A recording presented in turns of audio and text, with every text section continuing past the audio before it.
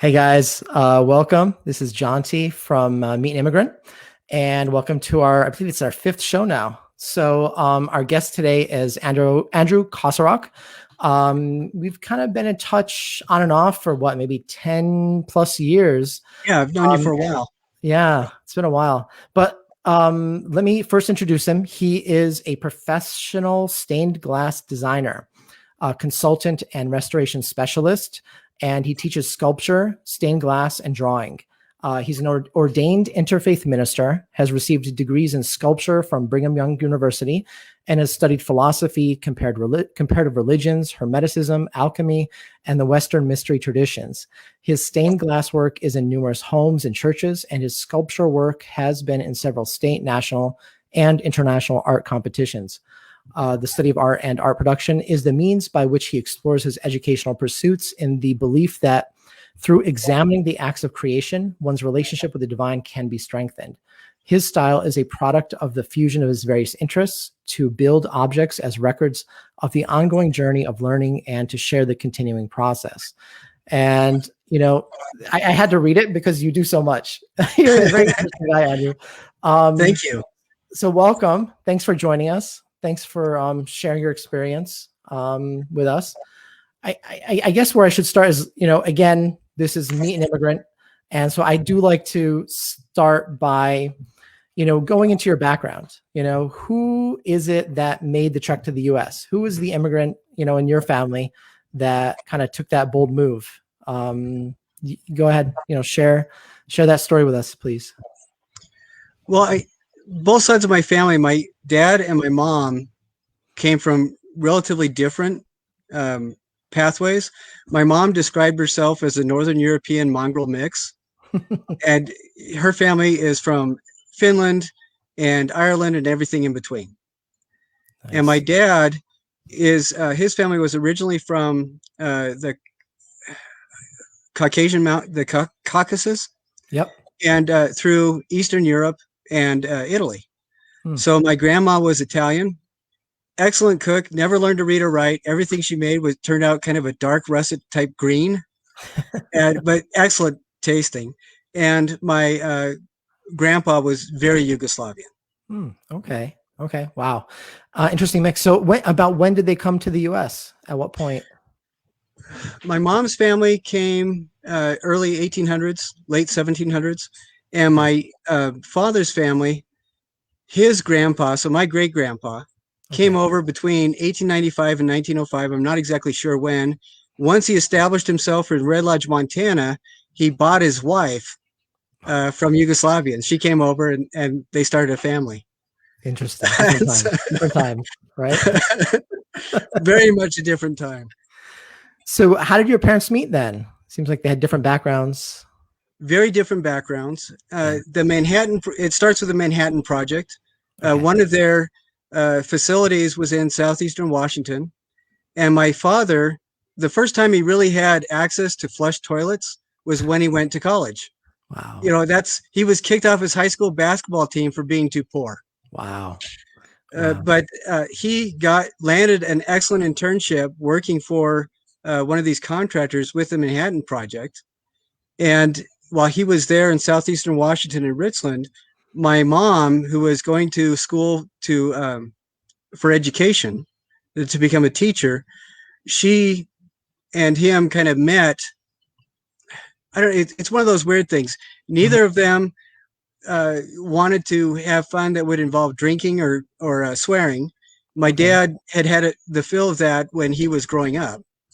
So his roommate introduced him to a group of young people that my mom was in. Okay. And they would just have fun and enjoy each other's company. I found out later that it wasn't a religious thing. I met people from at least 6 different churches in the area that found their future spouse through the same group of friends. Wow, all college and graduate students getting together, having a good time without the risk of not being able to remember what they did. That's a very novel experience for college. So where do they go to college then? Where were they? Well, my dad went to Billings and got his PhD from Corvallis in Oregon, Okay. and my mom, her degrees are from Brigham Young University in Utah, Okay. which where I went to, and Nice. Washington State University as well. So where do they meet? So it seems like they were in different areas. They were in different areas, but while my dad was doing his graduate student internship in Richland, my Okay. mom in between semesters was there, and Okay. that's how they happened to meet in between semesters. Okay. So Okay. very fortunate it turned out for myself. So is that where you? So where did they end up settling? Is it also in the Pacific Northwest, right? Right, and my dad, he went and finished schooling in Okay. Oregon, and then got a job with one of those companies that he had interned with. Hmm. Uh, and so we settled and grew up in southeastern Washington. It's now Washington wine country, Hmm. but at the time it was rather deserty. We Hmm. in first grade one day they canceled school because there was an 80% chance of snow, and now it's completely different. It's with all the wine and production and the farming around there. It's brought the water table up, so it's really green and lush. Oh, wow, nice. Wow. Oh, that's great. I didn't know that could happen. Well, Seems it like took yours is about 60 drier. years. Yeah, yeah.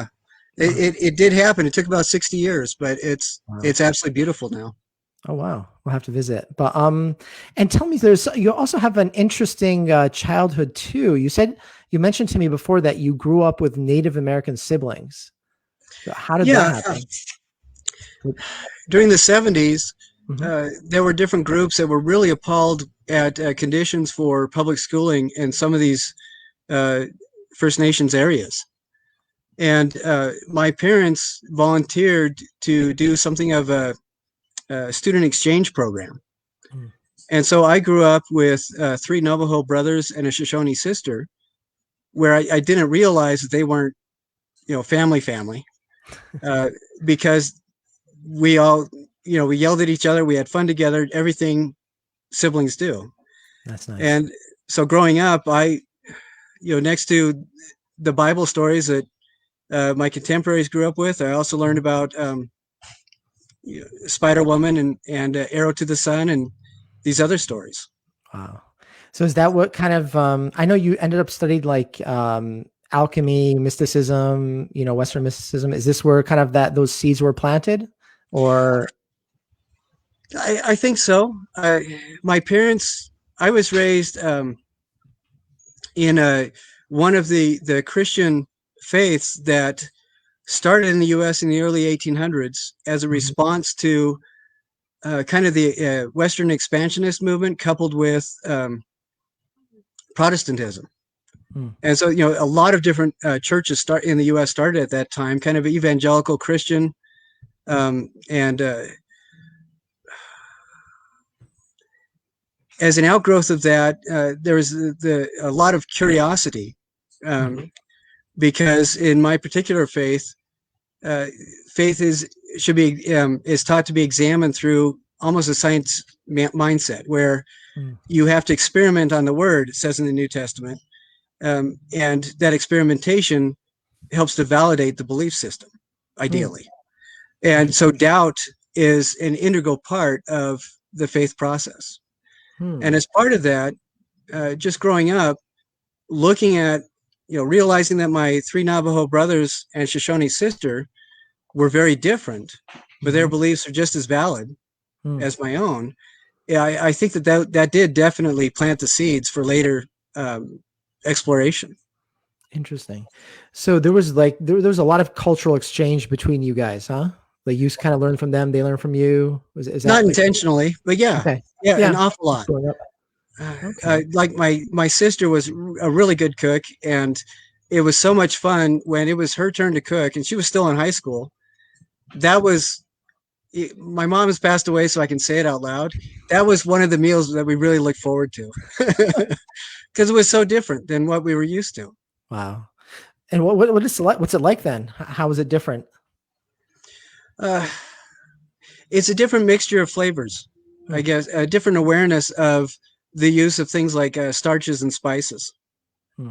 Are there certain And ingredients they use that we don't use at all, or is it just like a new combination? I think a new combination, and Okay. also it's the kind of celebrity of having a special someone cook. Yeah. It's like when she was gone and my mom was gone, it was my dad's turn to cook, Wow. and we were hypnotized as children to believe that hot dogs and grilled cheese were gourmet, so that we could survive my father's cooking.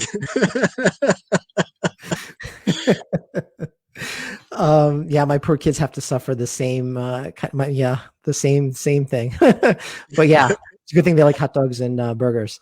Yeah, no kidding. Um, so okay, it's an interesting childhood you have. Okay, and then so from there you went on to Brigham Young University to study, and you studied art and specifically stained glass. How did you come to that decision? It's very specific, very interesting that you would do Well, something like originally I had actually received a scholarship with to study architecture with the Air Force, that. Oh wow, okay. and as part of the process, we found out that medically I just could not be in the military, and so I was kind of left wondering what to do. So I went to Brigham Young University and started studying actually in the engineering program.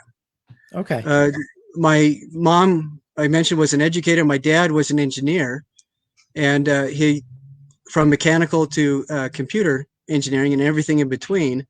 And so math and concepts such as vector analysis, things like that, really come easily, not because we're born to it, but mostly the people in my family. That's early exposure kind of trains you to see stuff like that. And doing this, I don't know.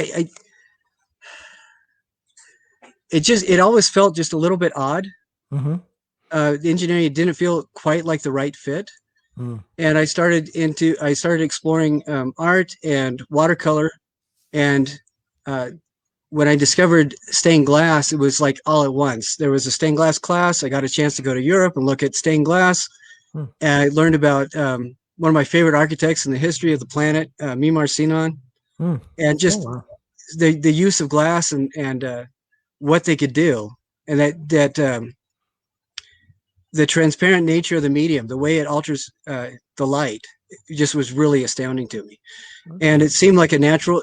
I know it seems odd now, but it seemed like a natural trajectory to transition from engineering into stained glass. Wow. That's great. And so even at that time, you were familiar with the work of Sinan? Oh yeah, Oh I wow. wasn't. I knew his buildings. I didn't know an awful lot about him. Okay. Okay. Uh, I just thought whoever made that stuff was incredible. Hmm. It's funny. I know another guy. I'll have to introduce you to him. He's also really fascinated by the interplay of light and shadow, and not necessarily stained glass, but those lattices, the window lattices. Oh yeah. Yeah. So I'll have to introduce you guys later. But so that's interesting. So you started engineering. That's a very different. Those are two separate worlds, right? Two ends of the spectrum, going from engineering to math. But somehow you kind of and even like you're talking about, you're a very faith, field faith person, a person of faith, and yet you also are very critical and logical and scientific in your approach. So do you ever see any kind of, I guess a lot of people see that as a contradiction, but you don't. And, maybe you can kind of go into that a little bit. Well, and that's something that kind of has always baffled me. Why the contradiction needs to be assumed. Hmm. Growing up, the particular faith that I grew up in is a Christian faith called the Church of Jesus Christ of Latter-day Saints. Mm-hmm. And it was founded by a gentleman in the early 1800s who was trying very much to apply scientific methodology to basically Christian living, with the assumption being that if this was an aspect of truth, it should be verifiable. Hmm. And he only had a second grade education early on. By the time he founded a city and was mayor of it, his vocabulary had increased from a couple thousand words to several thousand. And there were even Russian writers like Tolstoy that acknowledged him as an ancient language translator. So Wow. this guy was a self-made American dream person. Wow. Okay. And my dad, I think, really resonated with that because he was an engineer. And truth, capital T truth, is such a huge thing, and we're such tiny individuals. There's absolutely no way any single person could encompass all of that without their brains totally exploding. But being able to validate and verify it through application of scientific method, it's something that even has its roots in the New Testament, when Jesus and the apostles would say, test it, and that's what my family kind of gravitated to. Wow. And the idea that a scientific view of the world and a faithful view of the world are mutually exclusive it almost appears to be an exclusively politicized Christian perspective, because functionally it doesn't really seem to work. And I think we can see that in history of Islam, for example, where faith-filled, what in the West people would label as faith-filled channels of exploration are explored using the tools and techniques of science.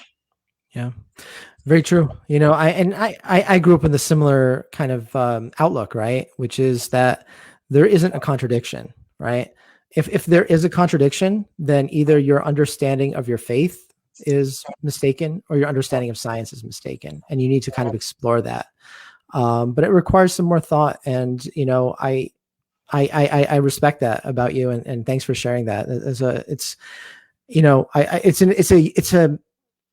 It's a less common perspective, and I think that needs to be explored by more and more people. Kind of bridging that gap between the sciences, logic, rational thinking, and faith. And soon, though, as you were kind of going through your studies at Brigham University, something really bad happened that did challenge you, your faith, maybe even your logic. The September 11th attacks, right? Yeah. And you shared with me what that experience was like. Could you share it with the rest of us? How did you deal with that? What was your initial reaction, and how did you get past that? Well, my father passed away in the 80s, and his parents had passed away right around the same time. And so I was really close with my mom and my grandfather, her dad. Okay. He passed away in November of 2000, and she passed away in June of 2001. Wow. So still wrestling with this grief, 9/11 happened. And, looking back, I'm appalled. But at the moment, I remember CNN and most of the other news channels were trying to find 15-second bites to deliver information.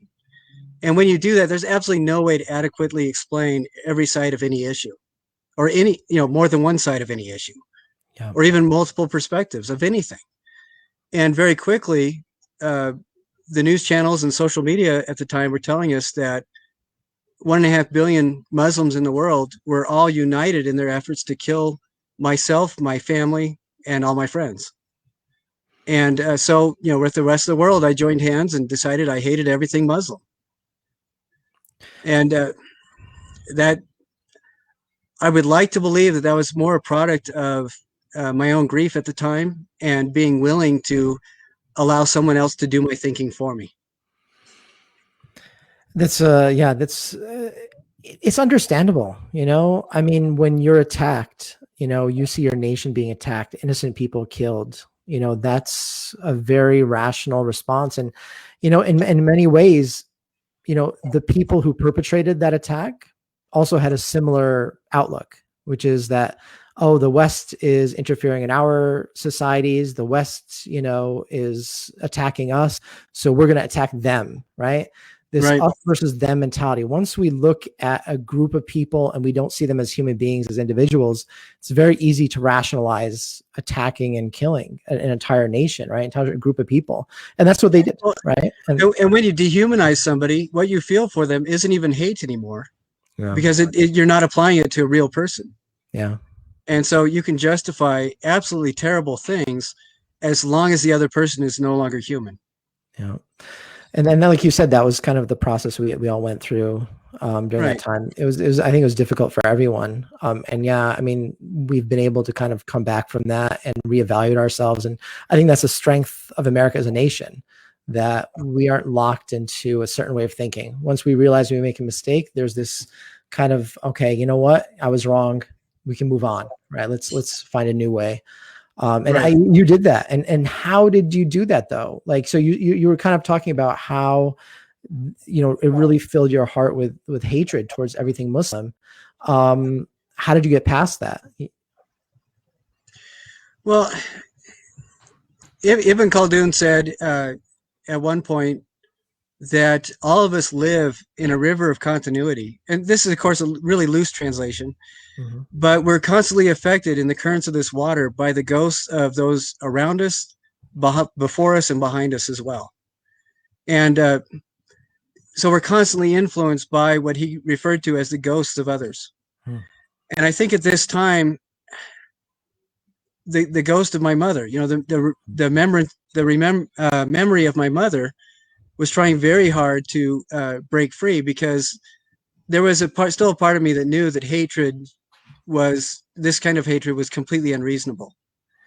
And over the next several months, and it took about 6 months or so to get to a point where I could actually start listening to that voice and starting realizing, well, okay, fewer than 24 people are responsible, not 1.5 billion. Yeah. And those people are responsible for their own actions. And 1.5 billion people are not collectively responsible for those people's actions. The leader of the church, the front man, essentially, was a gentleman named Gordon B. Hinckley. And in March of 2002, he gave a speech for the body of the church, the LDS Church worldwide, in which he said, among other things,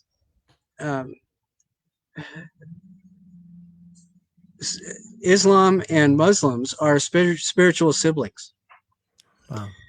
And I thought, that if you think about the realms of evangelical Christianity in the U.S. at the time, and where everybody was pushing, that was a pretty daring thing to come out and say. Yeah. And I started looking at it, and I think I mentioned to you in the early 1800s, there were a number of the LDS faith leaders that were scholars and studied the history of Islam as well. And I didn't even know this at the time that I heard that in the speech. And so I went back and studied them. And I started realizing that if I wanted to find out what was really going on, so to speak, instead of listening to 15-second sound bites, I needed to go to source documents and people that represented the best of whatever that group was. Wow. And so that's what propelled me to start reading the Quran. And I'm sorry, I've never read the Quran. I've only read English translations of the Quran.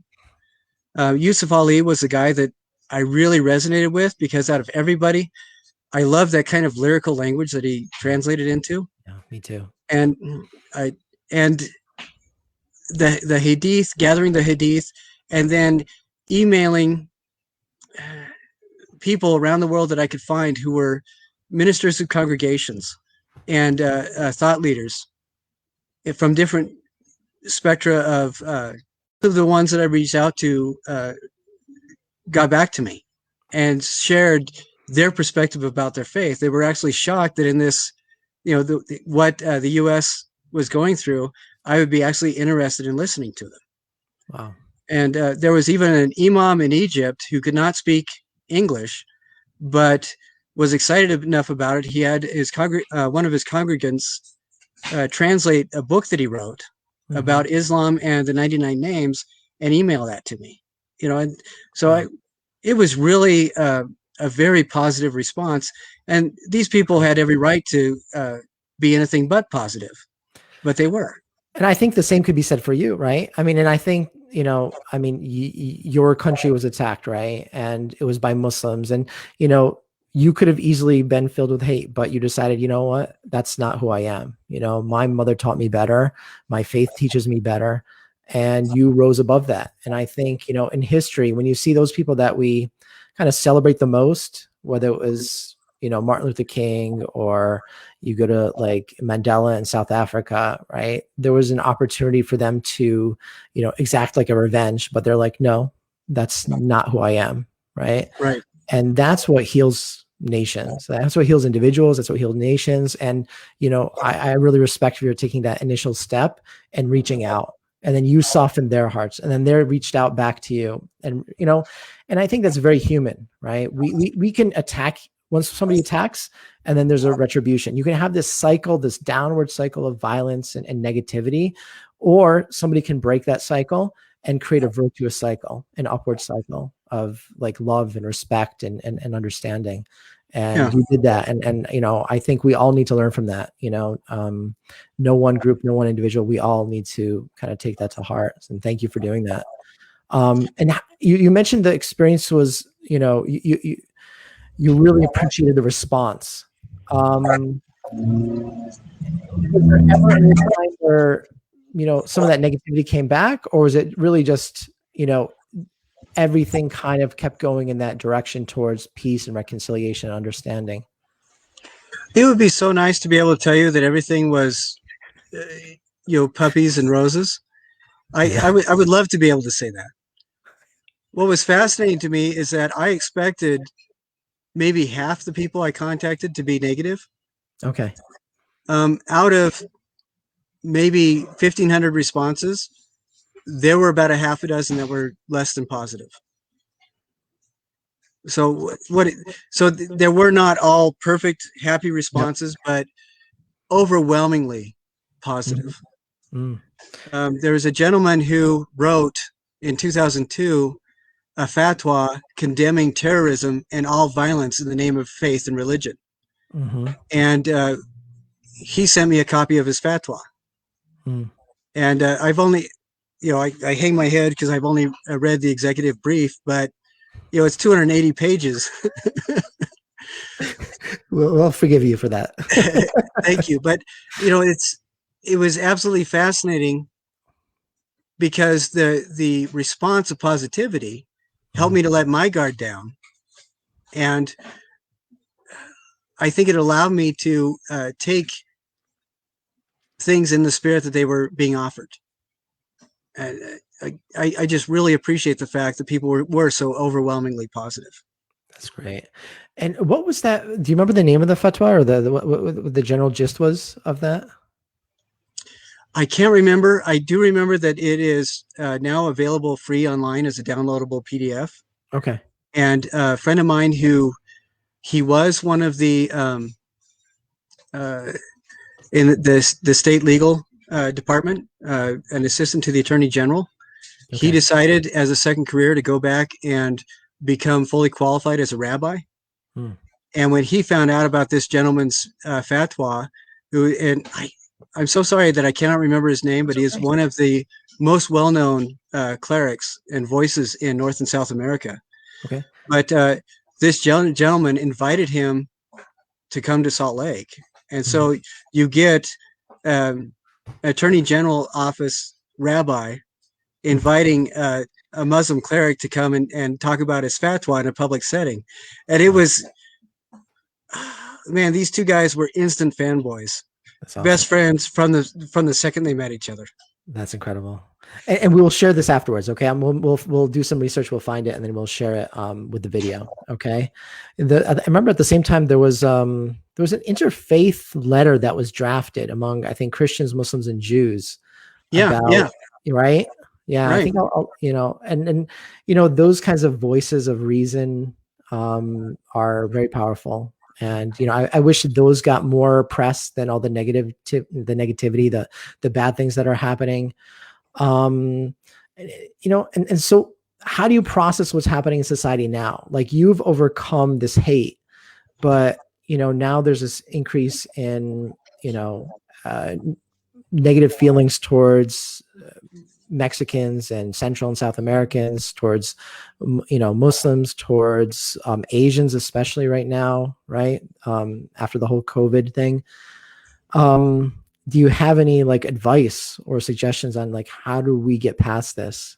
How do we, you're even saying you grew up in this kind of evangelical community, right? Faith. But you don't feel, I don't know how to put this. Like there are members of your community that do feel threatened by this, diversity. Right. How have you been able to overcome that? And how have you kind of reached, what motivates you to reach out, I guess, and share with others? Well, the transition from being filled with hate to actually discovering that I could be friends with people, and it wasn't no longer a them. It was just people with different and exciting backgrounds. I thought, well, that'd be kind of cool if this would work with something else. And so that analytical engineering part of me was thinking, is there a system I can apply? And that's what really led me into interfaith work and becoming an interfaith chaplain. And I have friends that I work with who are Asatru, Norse pagan, all the way to they identify as Christian Wicca, and everything in between.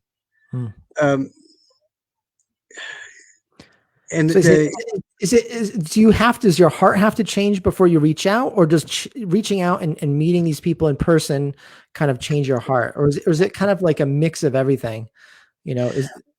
Well, I'm sorry, I was kind of backing into that a little bit. Sure, I'm sorry. No, that's okay. My kids tell me my brain is like a pachinko machine. So you can't hear all the little levers clicking and stuff, but that application, it led me very quickly to realize that those two things that you mentioned have to go hand in hand with a caveat at the beginning. And that is, you have to decide, you have to want to find that commonality. If you don't, I think it was Ralph Waldo Emerson that said, what you give energy to grows. And in an earlier conversation, we talked about the reticular activating system, which funnels those millions of points of information your brain gets every moment down to like 40 that you can process. And you program that part of your brain by your presuppositions, by your prejudices, by your expectations. And so, people don't watch news to be informed. They watch the news that kind of supports their preconceptions, or that entertains them, which also helps to support those preconceptions. So if we begin with the idea, there is going to be something I will find that validates this other individual as a human being, and there will be something that I will find, I commit to it, that I will enjoy or appreciate or at least respect, then we can start that journey, both for reaching out and also trying to listen with the same kind of tenor that we would hope other people would listen to us. That's beautiful. And I think those have to go together. Those three elements have to be combined. Otherwise, you're just finding excuses to strengthen your own prejudice. Yep. No, I completely agree. And it's been my experience as well. I mean, as a Muslim, it would be very easy for me to kind of hate Trump supporters. But the truth is, I grew up with many people who are Trump supporters, right? And they're good people. They're honest people. Hey, there are nice Republicans. I mean, dozens of them. I know one.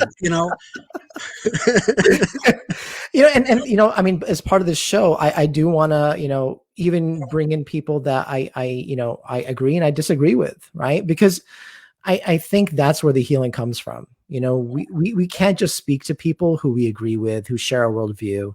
We have to speak to people that we disagree with, and it's only through that mutual respect that we try to find solutions that benefit everyone, right? Yes, I agree completely. Absolutely.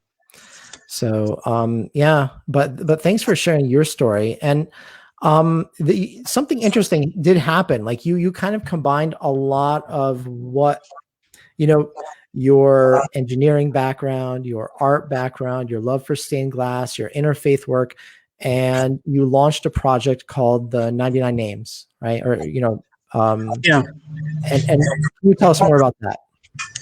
Well, as part of my reaching out, people started sending me books, and a number of different faith leaders sent me different translations, different lists, different opportunities to explore something called the Asma al-Husna, or the 99 Names of God.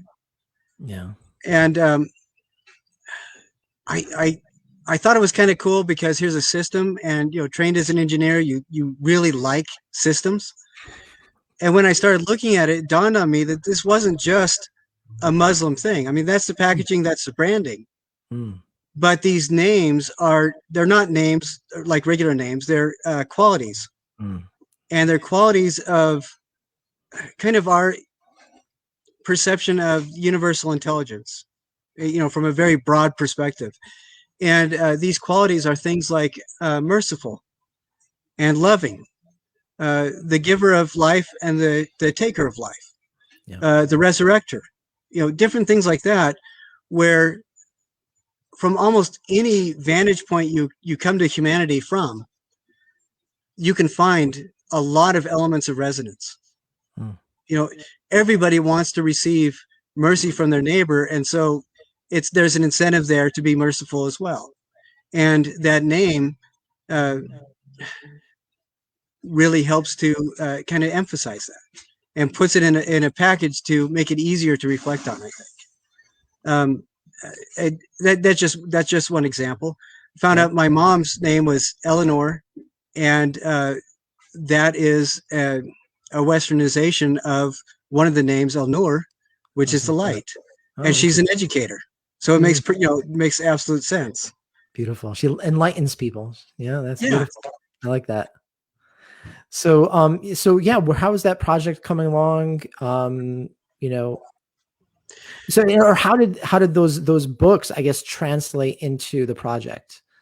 Well, looking at this, I realized that I'd already had started teaching some, and I realized that nobody wants to listen to a lecture. And I thought I wanted to share what I was learning with other people, not just that the 24 people responsible for 9/11 are just 24 people, but also that by exploring other people and expanding our ability to respect other people, our worlds can be enlarged as well. And so I started visiting each of those names, reflecting on them from my own perspective, but also trying to think, what would my Muslim neighbors see as a show of respect? And I started creating sculptures using that engineering background and stained glass as kind of meditations on each of those names. And so that was the project. And I started showing them around, connecting with, like, Brigham Young University is the largest private Christian university in North America, and they have their own imam. And, he is there to help anybody who is Muslim or has Muslim leanings or leanings towards Islam, to have a safe place to celebrate their faith. And he meets in a prayer room on campus that is dedicated for his use as a Muslim prayer space by Christian clergy. That's beautiful. And he's became a really close friend, and we would do exhibits where I would talk about my perspective on this, and he would talk about his perspective. And then we would have question and answer sessions where people would be able to ask, how can a Christian validate a non-Christian? Or how do Muslims feel about terrorism? All the way to how many daughters do you have? To the imam, where do you come from? Tell us more about what you eat during Ramadan. Going to that, having a little kid come up and asking him, you can't even drink water? So going all the way from how do you justify terrorism to you can't even drink water, I feel sorry for you. That's during the process of an exhibit is pretty significant, I think. It's incredible, what art can do, right? To kind of bring people together and kind of break down some of those boundaries and walls we built up, and kind of promote understanding. So is Absolutely. Yeah, and I'm sure you've seen that, right? You've seen that happening through your work, like you just mentioned. Um, and so, where's the project now? How's that evolved? Well, a few years ago, one of the groups that, or one of the people that saw what I was doing online, Mhm. turned around and showed it to a couple universities overseas, and they gave me a fellowship to go and study Islamic art Oh, wow. overseas and in the Middle East. And that it was this area that I went to is one of the focal points for just expansive creative ingenuity and engineering. Mm. Um, they're responsible for producing some of the greatest thinkers like Ibn Arabi and Rumi, and so I got a chance to go. Years Nice. later, a couple of architects, and I'm cutting that really short, but years later, about a year or so later, a couple of Mhm. architects teaching at one of these universities contacted me and worked with me to write a book about Islamic art Mm. and architecture from a Gestalt standpoint. So, very Western perspective. And that process, plus just the transformative nature of going overseas and seeing that other people can live very different than what Facebook would let you or lead you to believe. Mhm. Um, those two things come together so that the 99 Names project that I've been working on has kind of gotten a new life and new direction, Nice. where I'm going to be building larger scale Wow. sculptures reflective of particularly the names that they had me, because astonishingly, I won the lottery. I was born a white boy in the U.S., but astonishingly, going over there, Uh-huh. I became an expert in the 99 names. And Yep. this is in an area where that's what they have. It's like uh, somebody from Alaska moving to Florida, becoming an expert on swimming pools. I'm sure And, you know more than most Muslims about the 99 names at this point. I'm quite confident. but it was just a mind blowing experience, Yeah. transformational, and so that's so over this next year, I'll be making about 15 to 18 Mm. new sculptures of this new format, and accompanying them with books like you and I talked about a couple of different ideas, and just kind of exploring that process of finding points of commonality, Mhm. finding points of respect, and allowing that to morph into uh, appreciation Mm. and celebration of somebody else's point of view. That's great. If we are truly confident with where we stand as individuals, there's absolutely no reason to feel threatened by anybody else's perspective. All that a different perspective can do is expand your own. Yeah. I've also experienced that. I mean, I'm also involved in an interfaith group with the evangelical Christians here in Southern California. And the funny thing is, both, me and the other members of the small group we're part of, we find the exchanges help increase our own faith and understanding of our own faith. Oh yeah, Because we kind of, coming from an outside perspective, you get questioned and you're like, oh, wait, why do I believe this? And then you kind of have to explore and understand it better. And then like, wow, thanks for that. That really kind of helped me look at it in a different way. And maybe even, yeah, in a better way, a more nuanced way. And so, yeah, yeah. I really appreciated the experience as well. Now, you up until now, you've been doing like almost like kind of artwork the size that would fit in your palm, right? Made of like glass. Are you Yeah. going to you're going to make it larger? How much larger? And are you going to stick with the stained glass format? Most of the sculptures were reflective of one of the groups I reached out to was actually the Saudi embassy, Mm-hmm. and they sent me a Quran, Okay. an English translation of the Quran, and so these are all based on the size of that first Quran that was gifted to me. Oh, okay. Oh, And wow. so they're all under about 50, about 11 to 12 inches tall. Okay. And one of the things I'm realizing is that and you and I have talked about this a little bit before. People feel threatened because they don't, I think, really feel a value of themselves. You know, we're at a stage where most of us feel this disconnect. Most of us have this kind of sense that we're disempowered. And I think that that's where a lot of the hatred comes from, because that allows you to that whole to feel threatened by other views. And so I'm basing this series off on the Egyptian royal cubit, which will be close to about 21 inches tall. So they're almost going to be twice the size. Yep. And I'm part of me is excited about it. Part of me is not looking forward to dealing with the engineering aspects of the glass, because most of these are also sewn, where I drill holes in the glass and sew them. I was trained as a bookbinder by a person who now does historical bookbinding at Harvard. Wow. And so the knots that I use, the materials that I use to bind the glass together, are what people used to bind during the medieval era Qurans together. Wow. And same kind of knots and things like that. And so I've got to figure out a way to put these things together so that they don't fall apart in shipping, which is another challenge. That's great. But I'm sorry again, mine pachinko machine. I kind of lost track of what we were. Oh no, you were talking about the new challenges. Yeah. Yeah, exactly. Yeah, you're right on track. You didn't get no tangents. Okay, good. You're doing good. That's one of the things that we notice when we get together, is that we are the kings of tangents, and it's astounding. I love it though. You know, honestly, I was kind of, usually our talks last an hour. It looks like we're gonna hit the hour and we're gonna be okay. But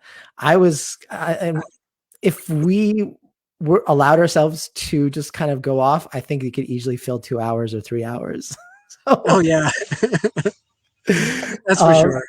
But the funny thing we didn't mention, I love how you connect different parts of your life, those different diverse aspects of your life, and we didn't talk about your senior project or your senior thesis in college, right? Which was kind of creating a piece of stained glass that you talk about it, kind of like share that with us, that project. Well, there were two projects. I'm the only person who's ever gotten a fine arts degrees at BYU in stained glass.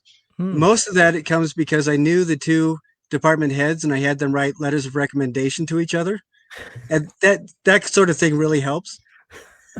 But as a result of that, I found out later that I had to do a little bit more work than other fields that people are more comfortable with, I think. Yeah. For the bachelor's, I thought, stained glass is such a spiritual medium, or I should say it's related to so many spiritual connotations in the Western world, and it fits very naturally into like church type perspectives.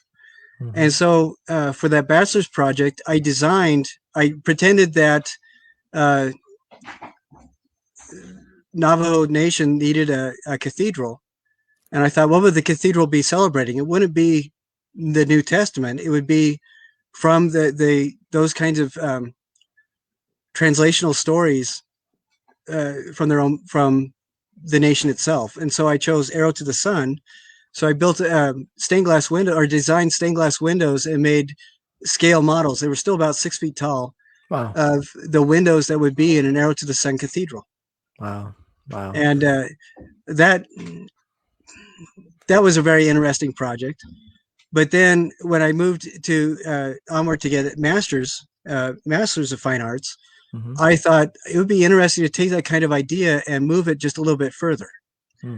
So what I started doing is I started with the assumption that the world is just uncomplicated, and that you can group an entire history of people together in a simple statement. And so I just went on the internet and I basically looked up a couple different geographical overarching groups that people lump stuff together in. Mm-hmm. And I think you'll understand when I talk about them. Like one was Central America. Okay. One was Japan. Okay. One was Central Africa. Hmm. One was ancient Christianity, and one was Islam. You know, Okay. so those are the five kind of lumps. And I spent 15 minutes. I timed myself. I spent 15 minutes of research on the internet and just wrote down the experience of how much information you could have if your eyes were open. You know, if you were actually looking for new information. And that started the what became the dissertation, which was basically morphing from that simple exploration to how do people of different backgrounds kind of celebrate and articulate the journey for truth, or the journey to expand themselves. And so that led to what became morphed into the stained glass for the 99 names project. Those There. initial stained glass pieces. Okay. Yeah. Oh, wow. And the dissertation itself compared the writings of a couple different religious leaders from that evangelical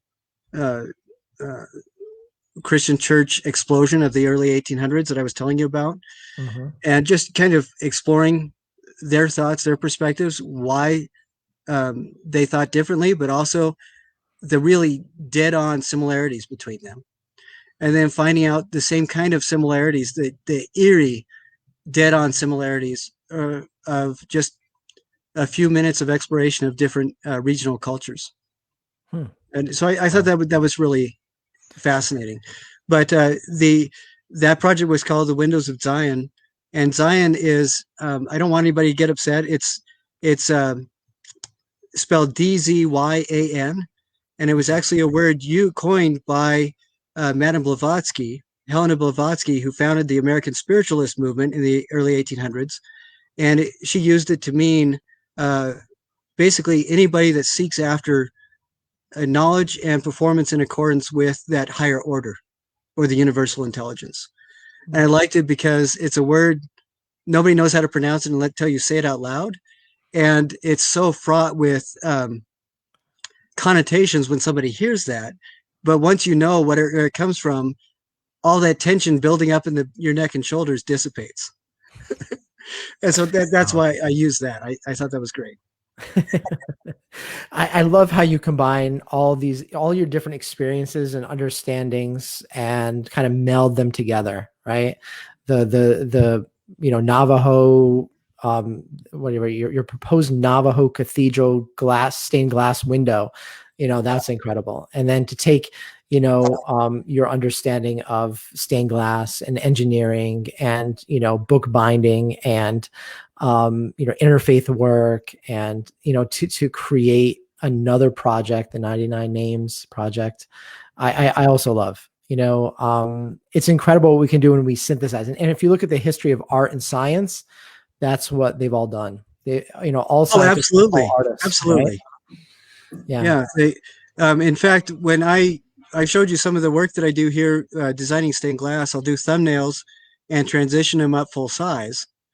And I use a technique that was actually pioneered by Egyptian tomb painters over 6,000 years ago.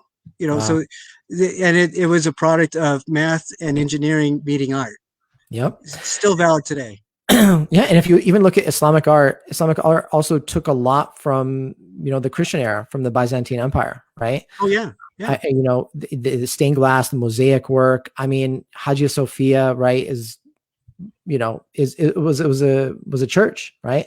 And if you look at Ottoman architecture, it's all based on that. That's something that Dr. Safi from Duke University points out, that the Western conception of quote unquote Islamic architecture, with the domes, is actually built on their respect for the Byzantine Christian architecture. Yeah. And the funny thing is, there was, respect. I remember even at the time of the Prophet, there was a, there was a war between the Romans and the Persian Empire. And the Muslims were rooting for the Romans, right? Because they saw them as brothers in faith, right? That monotheistic kind of connection that they had. And yeah, it's something that we've kind of forgot, and studying history is so, in my opinion, is really important. You see these connections, you see this kind of mutual respect between scientists, between artists, building on each other's understanding. And yeah, you have a fan, Ali Akhtar, is a professor. Navajo spiritual traditions plus art plus geometrical patterns intersection sounds interesting.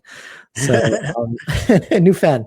But yeah, there are two things that I just like to point out really quick, and these are just two examples. And if you do any sort of concerted research, it doesn't even have to be that intensive. Just keeping your eyes open, you can find similar things between any two or among any groups of people or cultures or worldviews. The first is, what does Islam or Muslim really mean?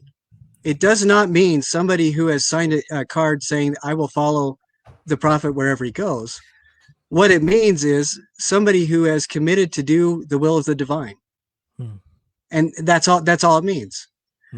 And the prophet himself even said, there's no way that any human being can define what that is or limit that is, because the person that you despise may very well be a true Muslim in their heart.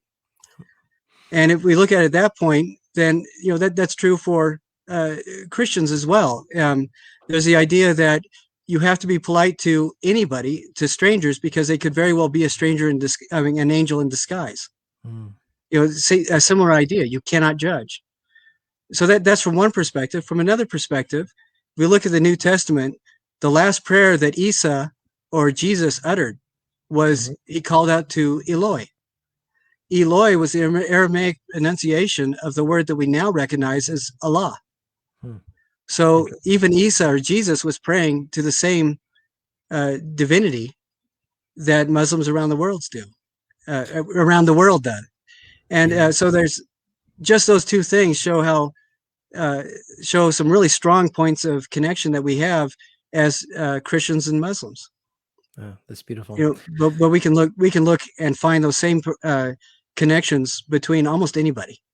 I agree. I mean, at our core, we're human beings, right? We have the same, in many ways, we value the same things that are beautiful. In many ways, we have the same kind of failings, right?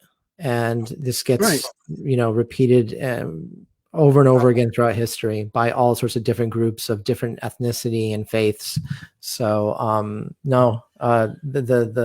hopefully, just by studying history, you see the commonality of us all, the connection between us all. I agree. And art definitely is part of that. So tell us, if somebody's interested in learning more about your project, where should they go? The easiest way is to contact me through, I can give you my email or the website. I think you're going to send the website down. And the website is just, sorry? Yeah, just andrewkosorok.com, right?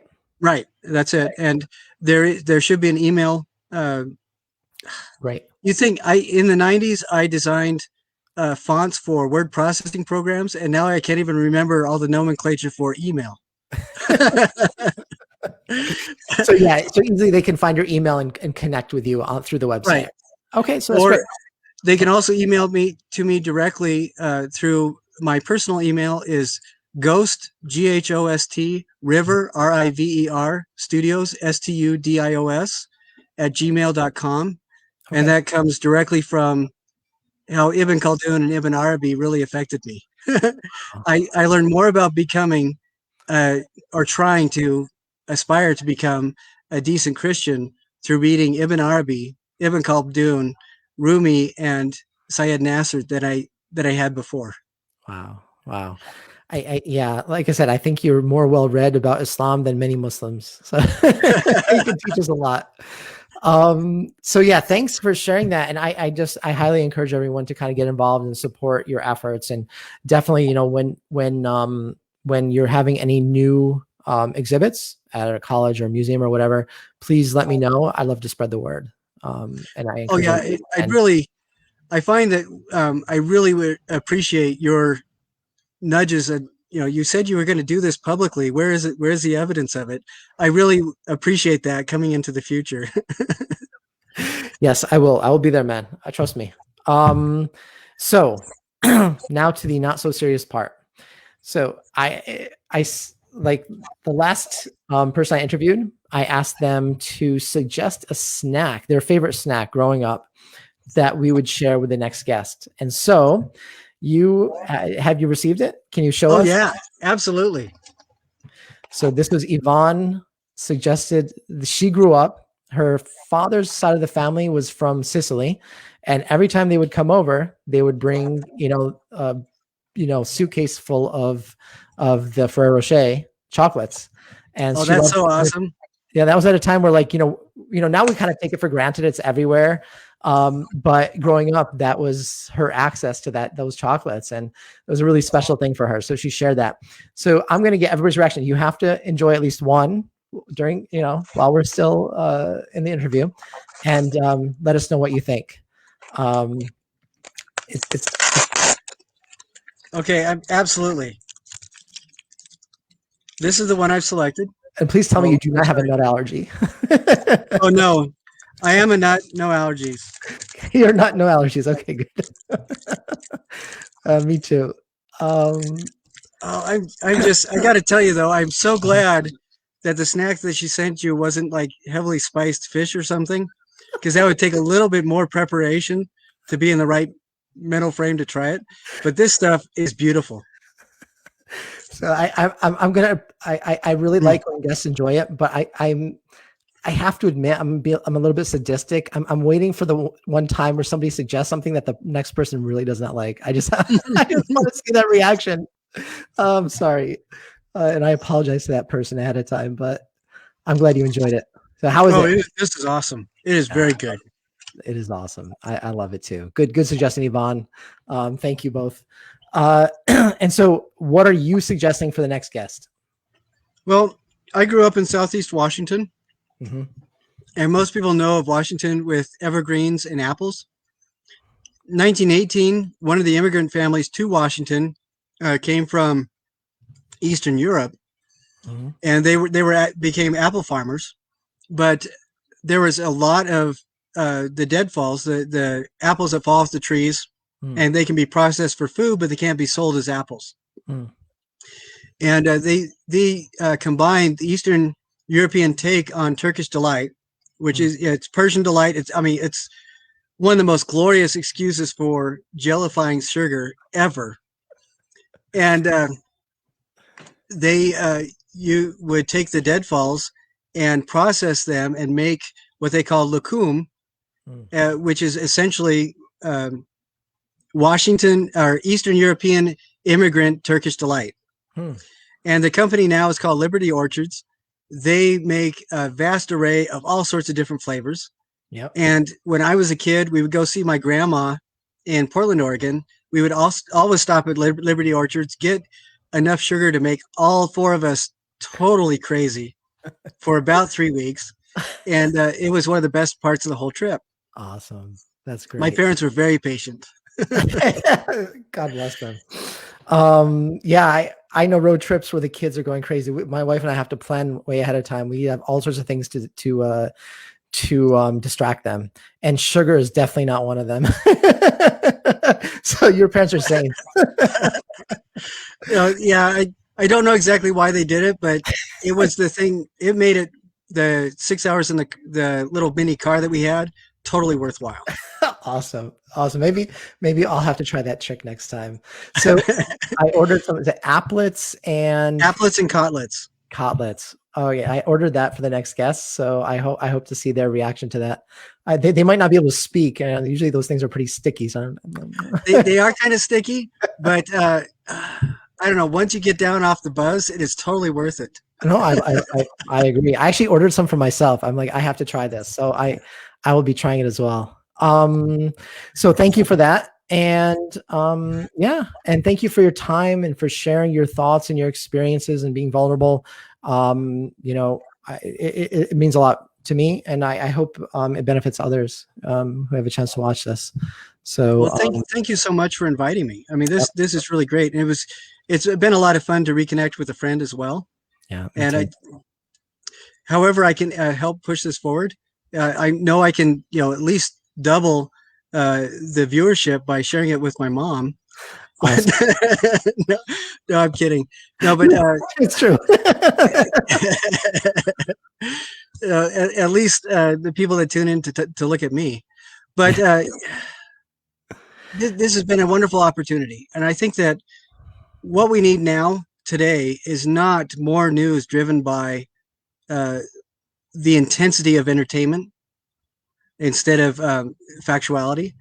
I think what we need is more channels and more opportunities to find out that the people that we consider as them are just as human as we are. Yeah. They have the same genetics, and